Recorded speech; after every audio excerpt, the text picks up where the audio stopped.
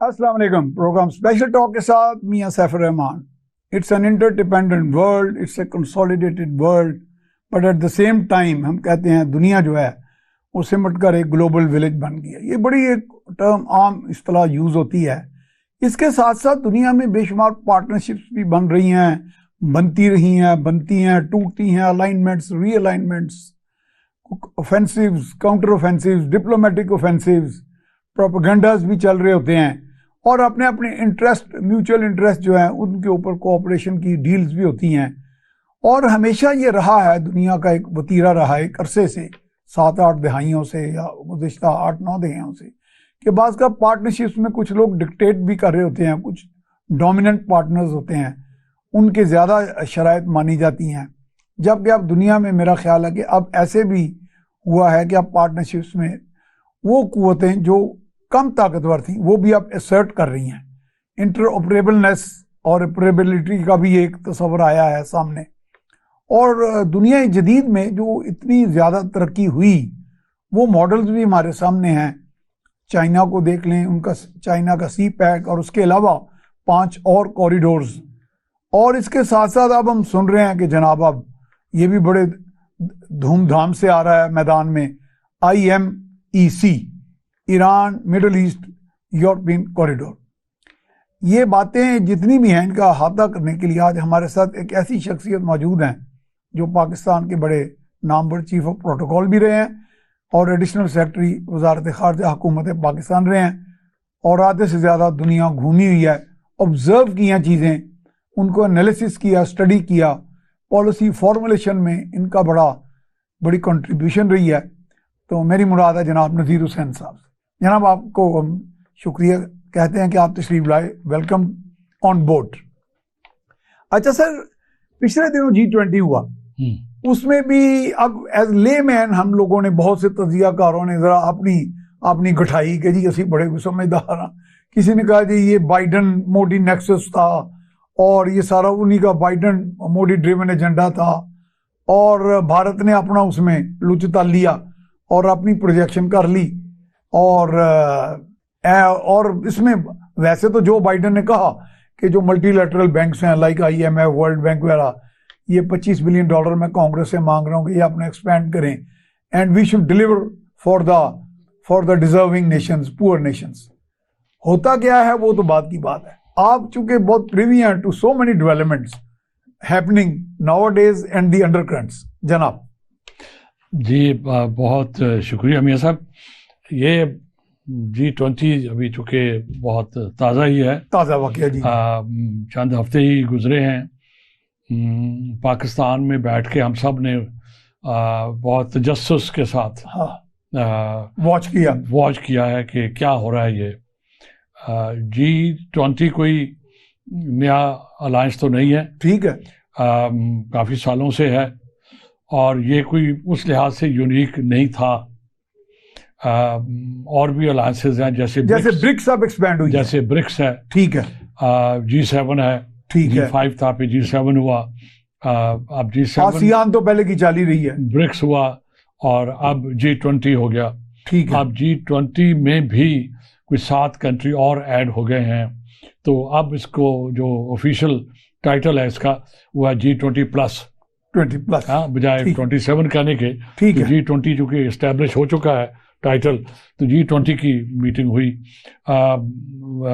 1-2 लाइनों में ये हर साल किसी एक मुख्तलिफ मुल्क में होती है, एक मुल्क प्रिजाइड करता है उसको, वो उसको होस्ट करता है। जैसे आजकल भारत था, इस साल के लिए, अब तो शायद ब्राजील होगा, 2023 के लिए भारत था, अब 24 के लिए साउथ अफ्रीका और ब्राजील अगले 2 साल का पहले से बन जाता है, क्या होता है।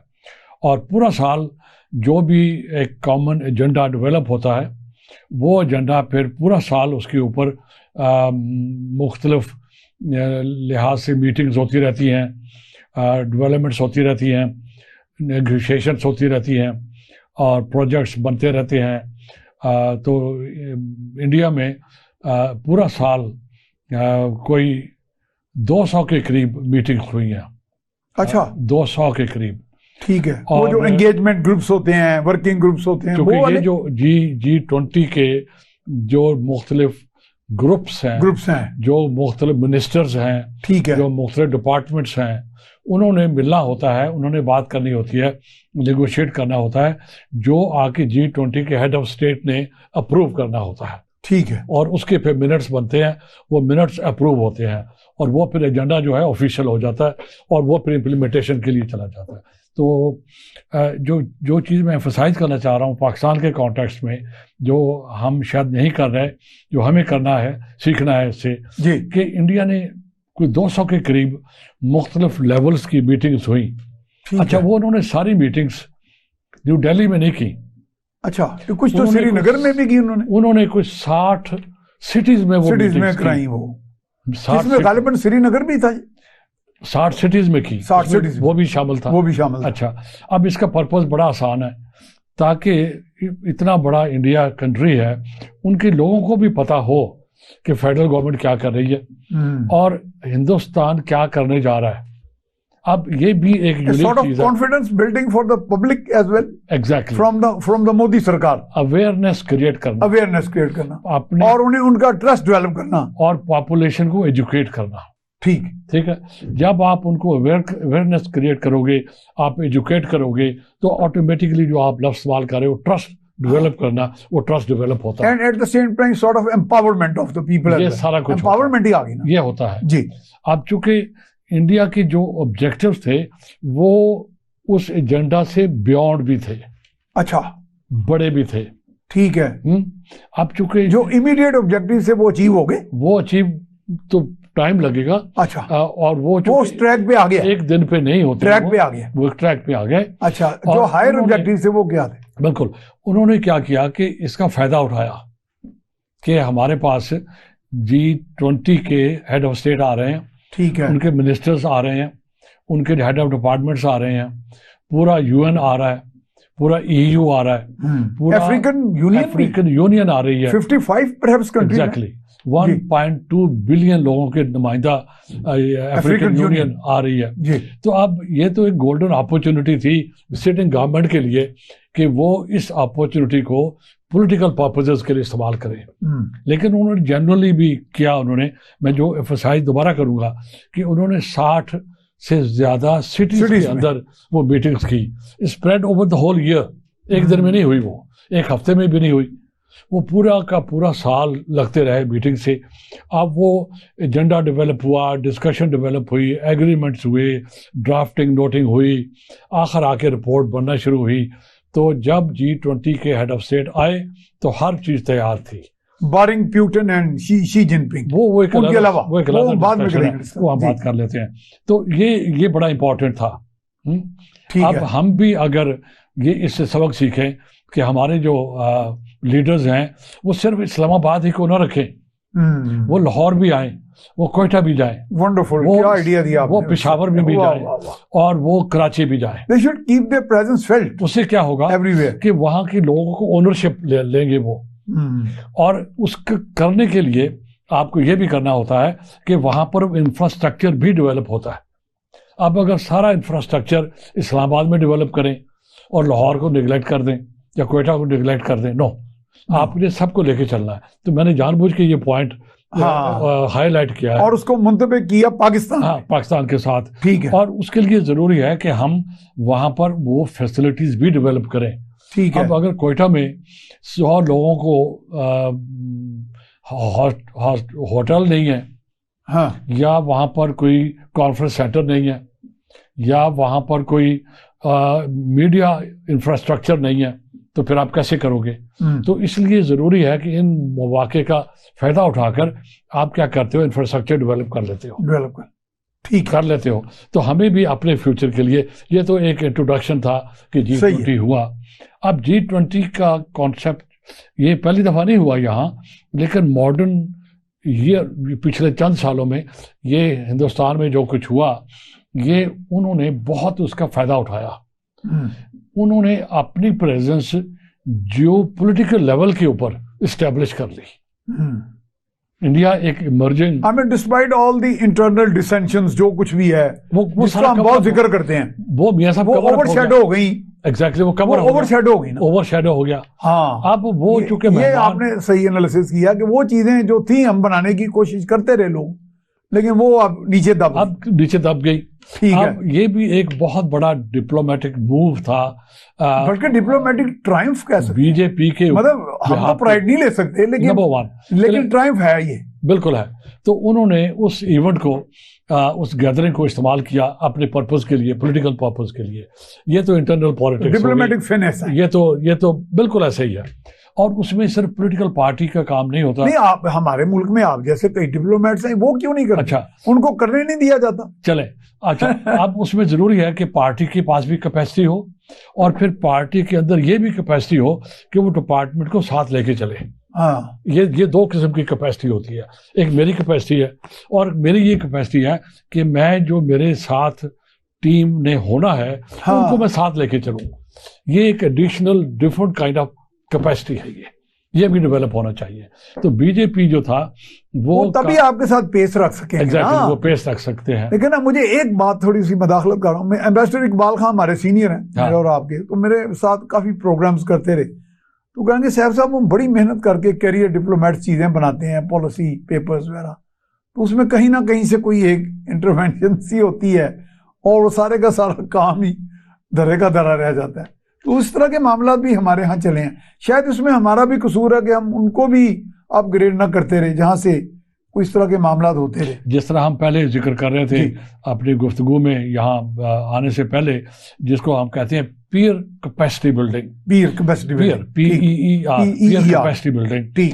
अब अगर आप मुझे इंटरव्यू कर रहे हो, तो अब ये भी आपका इन अ वे काम है कि आप I must develop the capacity to talk to you. Exactly, हाँ, मैं आपको अंडरस्टैंड कर सकूं, हाँ, और आगे सीख सकूं आपसे, और वाइस वर्सा, हाँ, और vice versa, and vice versa, जी exactly, that's called peer capacity building. तो गवर्नमेंट को चाहिए कि वो अपने अदारों की कैपेसिटी बिल्ड करे, और अदारों को चाहिए कि वो अपने लीडरशिप की कैपेसिटी बिल्ड करे। तो there is, I think there is, this is something lacking in our, absolutely, totally. मैं इसलिए देखिए, मैंने आपसे एक दफा सवाल किया था, मैंने कहा कि दुनिया का कोई भी बड़ा इंटरनेशनल फोरम हो, कोई वजीर आजम हो, सरबराह मुमलिकत हो, वो जाता है, वो कितना भी खुद एतमादी से भरा हुआ एक मंबा हो चाहे वो, लेकिन उसको डिप्लोमेट्स, करियर डिप्लोमेट्स हैं, खारजा सेक्रेटरी है, उनकी टीम है, उनको सारी सेंसिटिविटी सिखाती है, उनको बताती है कि व्हाट टू से एंड व्हाट नॉट टू से। तो मेरा ख्याल है उसमें वजीर, ये बहुत बुनियादी चीज है। उसमें ये होता है कि तो ये तो नहीं हो सकता कि आपके जो मुंह में है उल फुदूला बोलते जाएं। देखिए, एक जो भी लीडर है ना, उसकी एक अपनी पोजीशन है, ठीक है, वो पोजीशन उसी को ही सूट करती है, दुरुस्त है, बोलेगा तो वही उसी के लिए। अब उसकी जो नॉलेज होगी वो एक्सपेक्ट आप ना करें कि उसकी डेप्थ और ब्रेड्थ जो उतनी होगी जितना करियर डिप्लोमेट की है, नहीं हो सकती, क्योंकि उसकी स्पेशलाइजेशन नहीं होगी, ठीक है।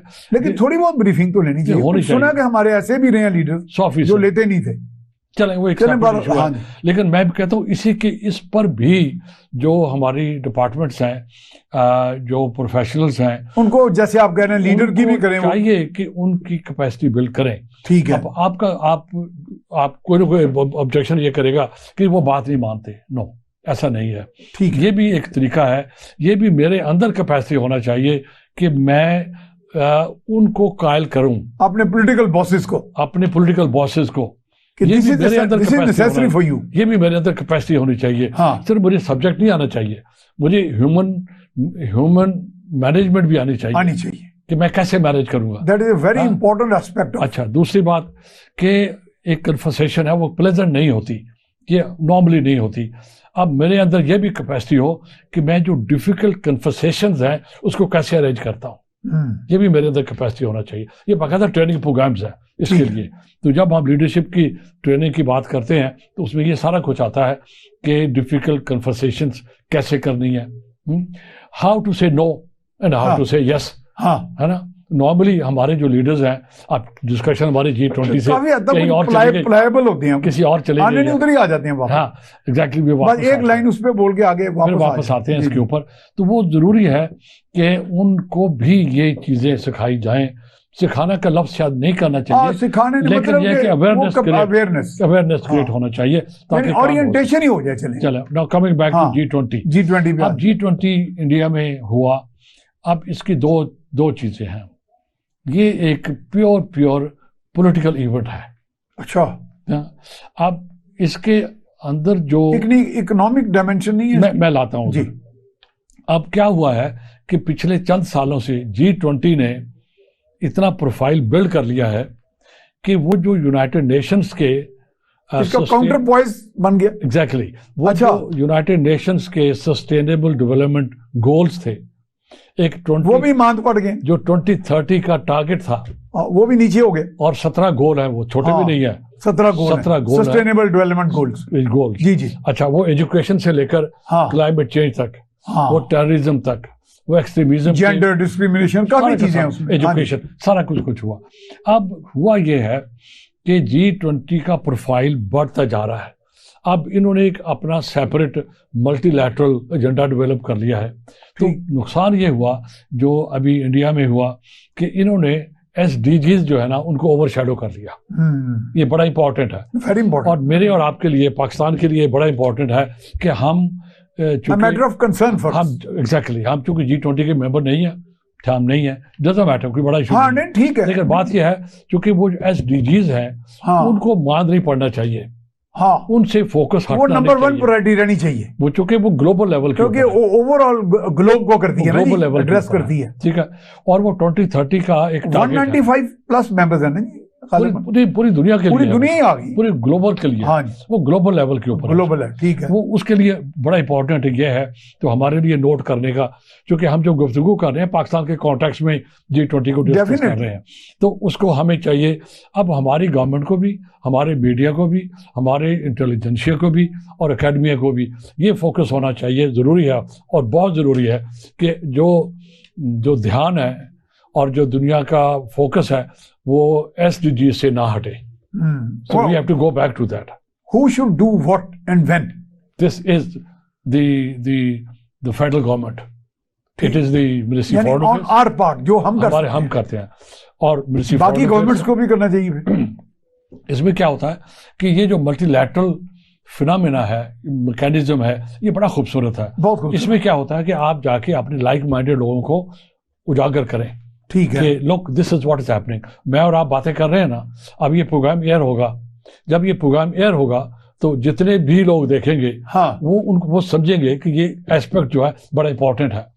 अब अगर गवर्नमेंट एजेंसीज या गवर्नमेंट डिपार्टमेंट्स भी अगर सुन रहे होंगे, जो ये नहीं कि उनको नहीं पता है, उनको पता है, लेकिन इसका कतई मकसद नहीं है कि मैं ये समझूं कि आपको पता और मैं बात ना करूं, नहीं, फिर भी बात होनी चाहिए, ताकि ये बात करते रहनी चाहिए। हाँ, हमेशा वो मल्टीलैटरल लेवल के ऊपर UN के अंदर जाके सेक्रेटरी जनरल को, जो भी और अदारे हैं रेलेवेंट हैं, क्लाइमेट चेंज के अलग हैं, एजुकेशन के यूनेस्को है, कल्चर के कुछ और हैं, it's a whole world in itself है, तो पूरी UN जाते खुद एक छोटी दुनिया है। मैं तो वही कह रहा हूँ। अब हमारा काम ये है कि हम उनको पास जाके इसको साइड लाइन ना होना। मैं माफी चाहता हूँ कि हम मेरा इस पे इतना विग्रसली काम तो नहीं कर रहे, कंसिस्टेंटली। चले, होना चाहिए, जो हम अब जो कर रहे हैं यही कर रहे हैं, ये भी काम है उस लिहाज से, बजाय कि हम इस बात के ऊपर खफा हो जाएं, या मायूस हो जाएं, मायूस तो होना, जो हम बातें कर रहे हैं ये वही काम कर रहे हैं जो होना चाहिए, और इसी तरह होता है वो। तो एक बात ये हो गई कि जो पॉलिटिकल बेनिफिट इंडिया ने उससे लिया है वो अपनी जगह पर है, गुड लक टू देम, लेकिन उसका कतई मकसद नहीं है कि G20 शुड रिप्लेस या ओवरशैडो यूनाइटेड नेशंस के जो इनिशिएटिव्स हैं। एक ऑब्जेक्टिव ये हो गया हमारा, ठीक है। अच्छा, नंबर 1। नंबर 2 ये पॉलिटिकल हो गया, ठीक है। अब उसके अंदर जो उन्होंने मोटे एरियाज आइडेंटिफाई किए हैं, उनमें जो सबके टॉप पे है वो है डिजिटाइजेशन। अब ग्लोब जो है, ग्लोबल लेवल के ऊपर डिजिटाइजेशन हो रही है, ठीक है। अब इंडिया को, सारी दुनिया को पता है कि उनकी इंफॉर्मेशन टेक्नोलॉजी, उनका आईटी जो टेक्नोलॉजी है या उनकी जो आईटी की कैपेसिटी है वो काफ़ी मुल्कों से अच्छी है, काफ़ी मुल्कों से अच्छी है वो। अब उन्होंने क्या किया, उसको हाईलाइट किया।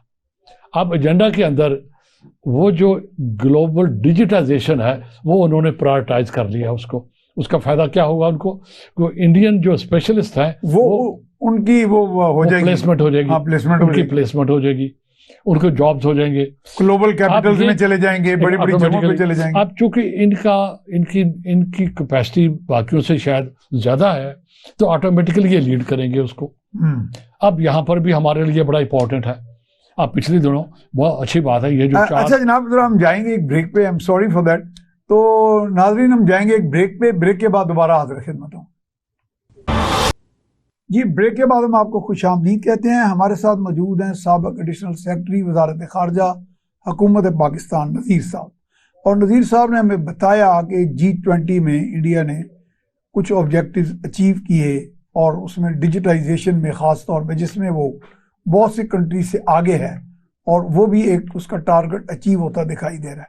और इसका पूरा ओवरऑल एक पोस्टमार्टम किया गया सारी सिचुएशन का और पाकिस्तान के साथ मुंतबिक करके हमने उसमें से कुछ चीज़ें अखज़ की। जनाब नज़ीर साहब, अच्छा अब ये information technology, let's call this one.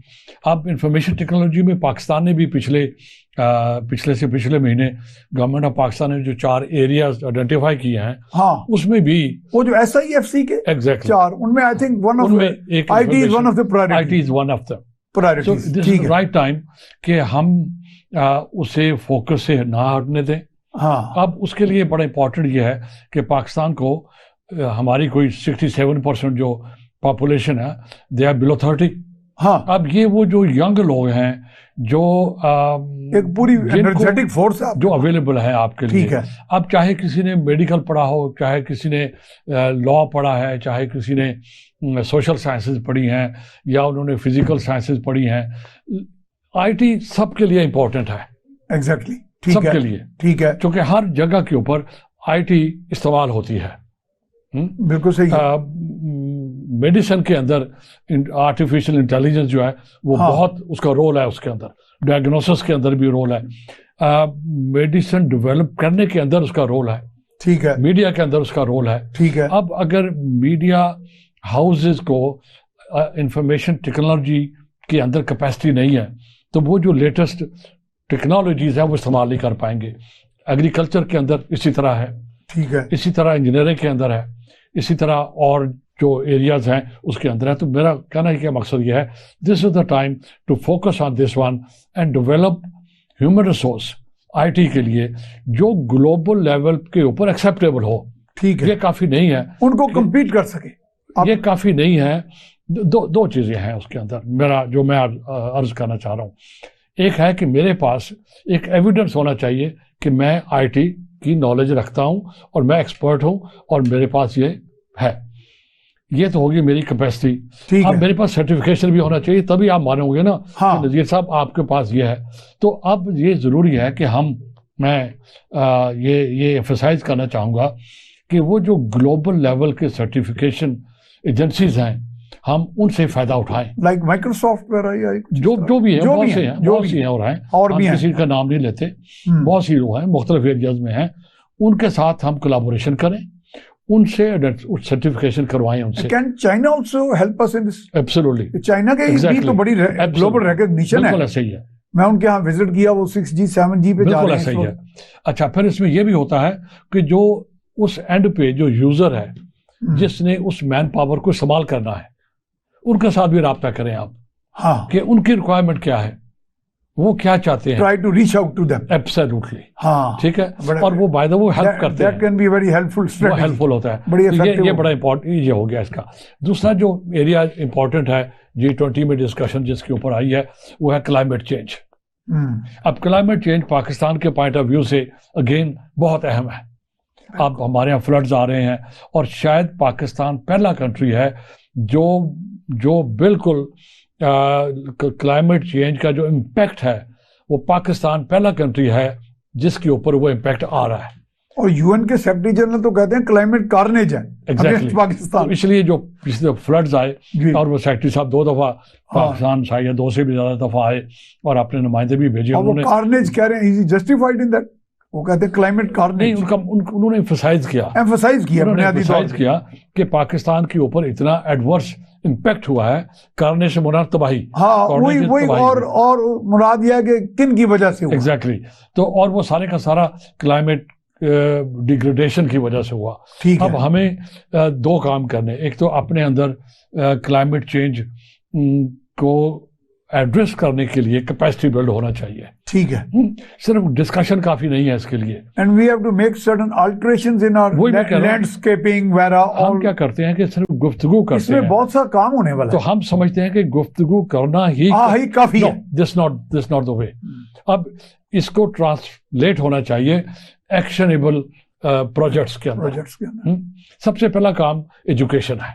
हमारे जो यूनिवर्सिटीज के बच्चे हैं, हमारे जो स्कूल्स के बच्चे हैं, हमारे जो घरों की ख्वातीन हैं, हमारे जो रूरल एरियाज के हमारे जो लेबर है, ज़राअत के लोग हैं, इन सबको ये कंपलसरी होना चाहिए। समहाउ जो भी करना है, जिनको पता है उन्होंने करना है, वो इसको करें कि उनको एजुकेट करें कि क्या करना है, what to do and what not to do.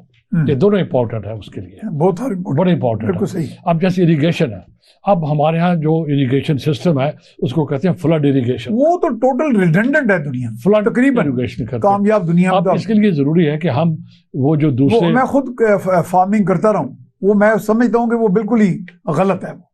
हम पंजाबी में कहते हैं किला भर दो, नंबर 1। वो कहते हैं जी एकड़ को भर दें।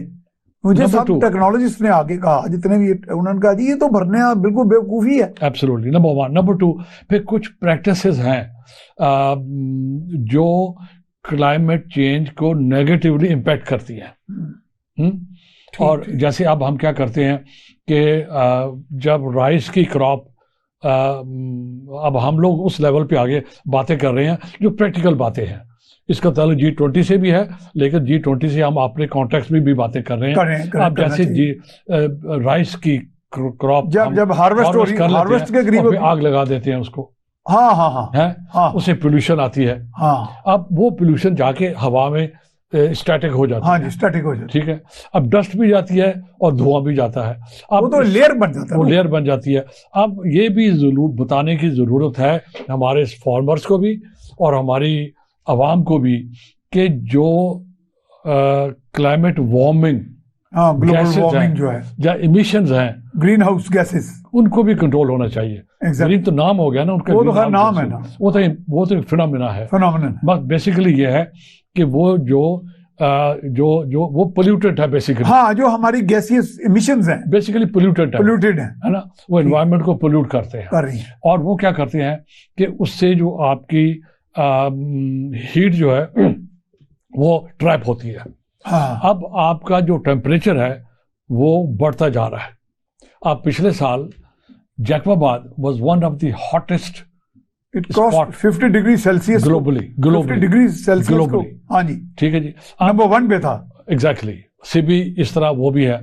और अब ये जो फोरकास्ट ये है कि South Asia after some time 1.5 degrees worst hit area, the hottest possible area, जहां पर ह्यूमन एग्जिस्टेंस एट स्टेक हो जाएगी।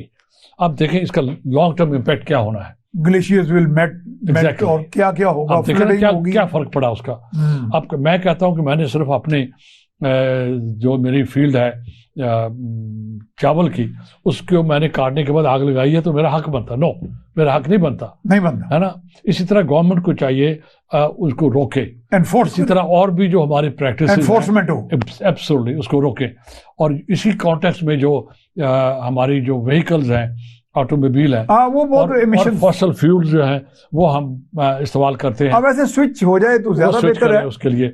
और इसी तरह जो पावर जनरेशन है उसके लिए अगर फॉसल फ्यूल इस्तेमाल होता है तो हम जरा थोड़ा सा इसको स्पीड से लेके चलते हैं। तो ये 2 एरिया हो गए। ठीक है। तीसरा एजुकेशन एरिया है। ठीक है। एजुकेशन इज अगेन, पाकिस्तान के कोई 2.5 करोड़ बच्चे स्कूलों से बाहर महरूम है। ठीक है।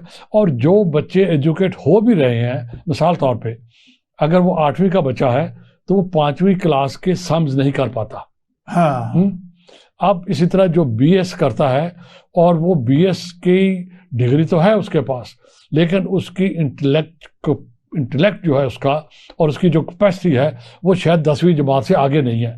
ठीक अब है, इससे क्या होता है कि जो क्यूरिकुलम में फॉल्ट है? नो, किस चीज में फॉल्ट? ये फॉल्ट एजुकेशन सिस्टम के अंदर है टोटल, कि हम उसको जो ट्यूशन पढ़ाते हैं, इसको ट्यूशन कहते हैं, ठीक है, वो जो ट्यूशन है, जो प्रोसेस ऑफ टीचिंग है, वो इतना एफिशिएंट नहीं है कि हम उस बच्चे को वो नॉलेज नहीं दे पाते।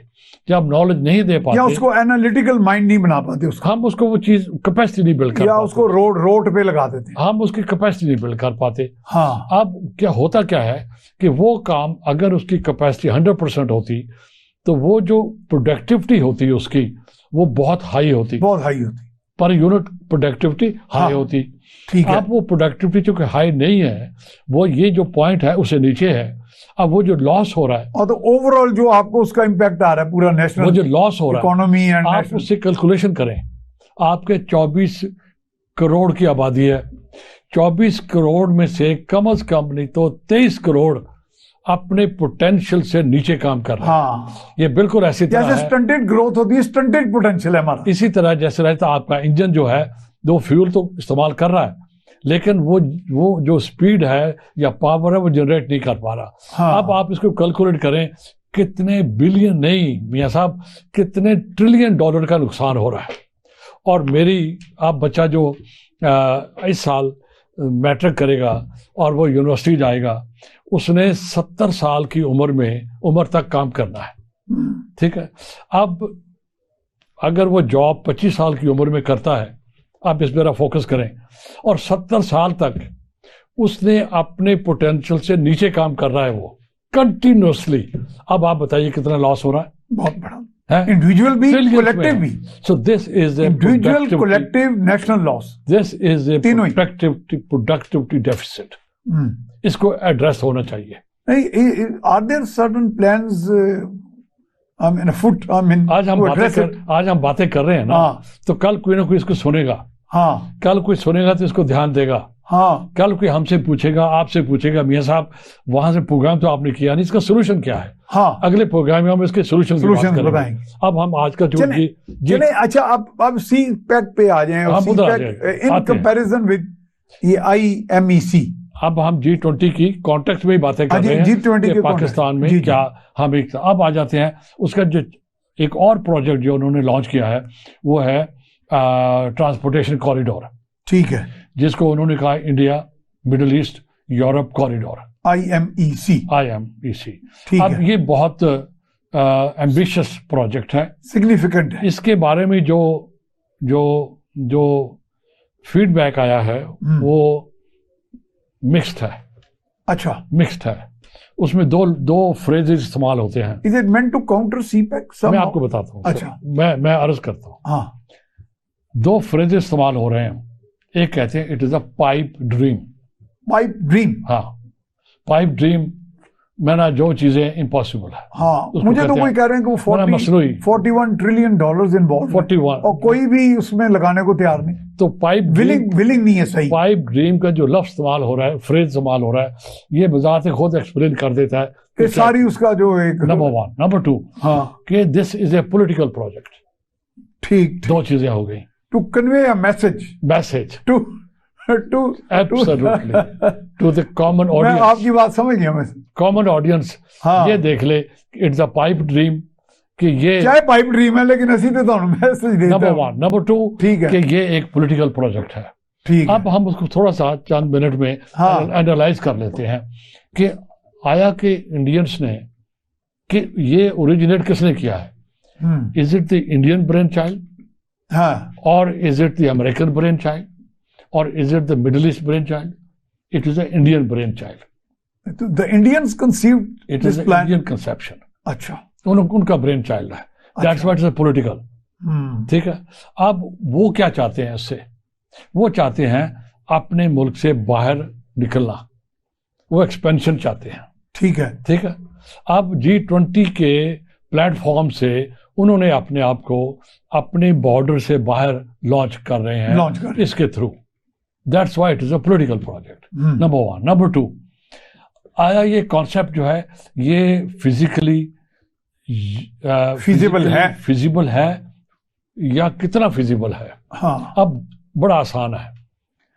अगर अब कैसे होगा ये? इसका ओरिजिन है बॉम्बे, बॉम्बे से अबू धाबी, अबू धाबी से इजिप्ट, इजिप्ट से यूरोप। अब बॉम्बे से अबू धाबी बाय सी, ठीक है, फिर बाय लैंड, जाके इजिप्ट से फिर बाय सी, हाँ, और फिर जाके यूरोप, मेडिटेरेनियन से होते अच्छा। अब बात कहने की ये है, आया कि ये इतना जरूरी था। क्यों जरूरी था?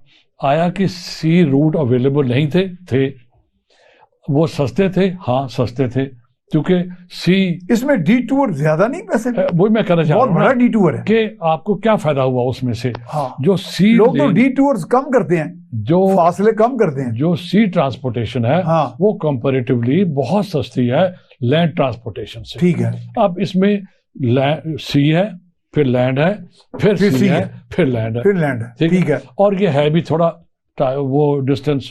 अब बॉम्बे और अबू धाबी में कितना फर्क है? तो आप वहां से शिप लोड करेंगे, ठीक है, वहां से अनलोड करेंगे, फिर तो ट्रेन पे रखेंगे, फिर उसको जाके शिप पे रखेंगे, फिर जाके डाउनलोड करेंगे। 5-6 दफा तो ट्रांजिट होगी। तो 4 पॉइंट्स के ऊपर 4 पॉइंट्स ऑफ ट्रांजिट है, आप शिप करेंगे और उसको वो निकालेंगे। लिहाजा कॉन्सेप्चुअली ये इसके अंदर डेफिशिएंसी है, number 1। That's why we call it, यानी कि बिल्ट इन, इसमें एब्सोल्युटली बिल्ट इन, उसमें है, बिल्ट इन है, ये फ्लॉ मौजूद है। इसलिए हम, जो किसी ने कहा कि this is a political project, and by I think they know it कि इसमें है, क्योंकि आप ये नो इट, मुझे पता है कि ये चीज नहीं होनी, लेकिन चूंकि मेरा फायदा हो जाना है, आपका नहीं होना, हाँ, तो मैंने अपना फायदा तो कर लिया ना। अब हिंदुस्तान की कोशिश यह है कि हम यहां से बाहर निकलें। अब it is called American supported corridor, American backed initiative. वो नहीं कहते कि अमेरिकन प्रोजेक्ट है ये, no, backed by them, American backed project.